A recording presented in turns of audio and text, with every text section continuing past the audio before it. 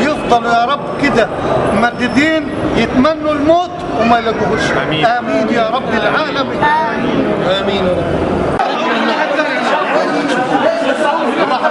بالراحة خالص. شد من شوي كده بس خليك انت تحت عشان التصوير. شوف انت عايز تصور لغايه فين، نكشف لك لغايه فين. قول المكان اللي فيه الإصابة. تمام. عند الله ولا تحسبن الذين قتلوا في سبيل الله أموات بل أحياء عند ربهم يرزقون.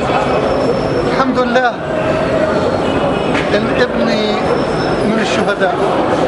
الحمد لله ان احنا على الحق. الحمد لله ان احنا مش على الباطل، ان احنا على الحق. متشكرين جزاكم الله خيرا وبارك الله فيكم. الشرطة والجيش كل المسؤولين في الدولة اللي بدون شرعية كلهم واللي فوض كلهم شركاء في قتل ابنه، كلهم شركاء. طب هم بيقولوا مات في حادث يا حاج، ما ماتش في رابعة والله. لا مات في رابعة في طلق نار. يا جماعة اللي يحب يتوثق، في بعض الإخوة هنا شافوه هو ساعة ما ضرب الطلقة في دماغه. أنا شخصيا والله ما شفتهمش مش عارفهم، بس كتير ناس بيجوا بيقولوا لو تسألوا في الموضوع هتلاقي اللي شاف الحالة هذه هو هيقول هو أصدق مني وأصدق من أي حد. اللي موجود وشاف الوضع نفسه هو اللي يقول. في كان له زميل هو كان معاه كان هو شافه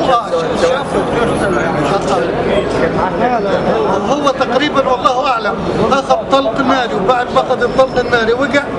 العربيه اللي كانت بتشيل المصابين ممكن تكون خبطته، يعني ممكن الاثنين بعد ما اخذ الطلق الناري تكون خبطته العربيه النص. طب التقرير الطبي مكتوب فيش يعني؟ التقرير في مستشفى الدمرداش عندي ورقة مكتوب عليها نتيجة طلق ناري في الرأس. رابعة والطلق الناري. بس هو لما تسجل سجلوه حادثة عربية. هو في رابعة والطلق ناري، بس هم لما تسجل بحادثة عربية. المستشفى دخلته خش على انه كان واحد زميله خش قال لهم هذا تبع حادثة عربية، واتعمل التقرير الطبي على اساس كده. وفي من التقرير الطبي كانوا مكتوب عليه طلق ناري في الدمرداش.